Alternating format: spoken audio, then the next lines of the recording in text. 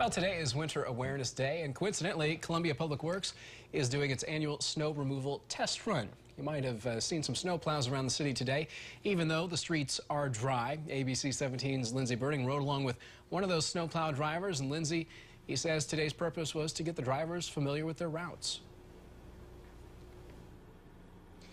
Dana and Daniel, each day the Columbia Public Works expects snow. The truck drivers come here to the Salt Dome on Big Bear Boulevard. Jason Harville with Columbia Public Works has been driving snowplows for about 5 years, and he says on those days his truck alone puts down 8 tons of salt. There were some changes this year, some streets added to the first priority list. A big part of today was getting the first-year drivers out there with a veteran driver, pick up some tips and tricks, kind of get them used to being in the truck, driving around traffic. This year, about 10 miles have been added to the priority snow removal routes. Harville says 2 of those roads include Bucks Run and Churchill Drive, which are both hilly areas that have been problems in the past. He says most of the snowplow drivers cover about 100 to 120 miles in a 12-hour day. That's close to a full trip to Kansas City or St. Louis, but at a speed of only 25 miles per hour. Harville says the biggest problem he's seen is last year's icy roads. The ice was definitely a major challenge. That was the first time that I personally had to push with that much ice.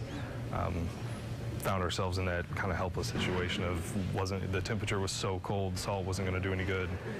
Wasn't a whole lot we could do. It was just a waiting game to wait for the temperatures to come up.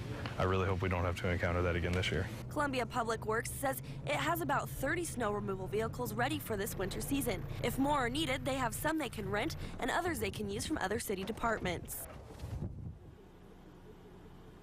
And along with Winter Weather Awareness Day, Joint Communications says the 911 operators receive many calls for people reporting cars on the side of the road because of the snow.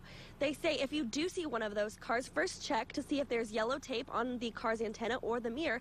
If there is, that means MoDOT or the police have already come by to check the car and you don't have to report it. Reporting live in Columbia, Lindsey Burning, ABC 17 News. Thank you, Lindsey. And remember, this year the fine for parking on a priority snow route is increasing from $15 to $100. You can find Columbia and Jefferson City road conditions on our website, abc17news.com, under the News tab.